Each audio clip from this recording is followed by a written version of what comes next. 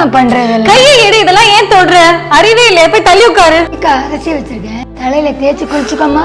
நைட்டுக்கு என்னம்மா சமையல் பண்றது? நீ தொலை, ஏன் இங்க வந்து உட்கார்ந்துட்டு தொலை பண்ணிக்கிட்டே இருக்கப்ப அங்க போய் உட்காரு. சே, இங்க நிம்மதியா வேலை கூட பார்க்க முடியல. எப்ப பார்த்தாலும் அவங்கள ஏதாவது ஒண்ணு சொல்லிக்கிட்டு திட்டிக்கிட்டே இருக்க. இப்ப என்ன உனக்கு? வேலை பார்த்துட்டு இருக்கும்போது சும்மா நோய் நோய் நோய் பண்ணிட்டு இருந்தா என்ன பண்ண முடியும்? அதான் திட்டினேன். இப்போ உனக்கு என்ன? பொறுமையா சொன்னாலே அவங்க கேட்டுப்பாங்க அபி. அதுக்கு நீ இப்படியா திட்டி ஒரு மாதிரி பேசுவ? அவங்க மனசு கஷ்டப்படாது? இந்த வீட்லயே இருக்க கூடாது, நான் எங்கேயாவது போயிடணும்.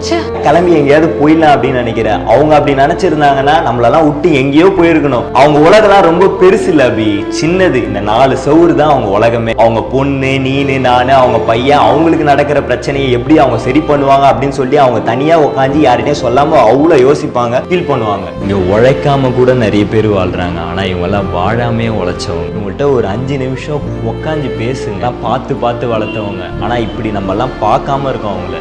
சாரி பாட்டி.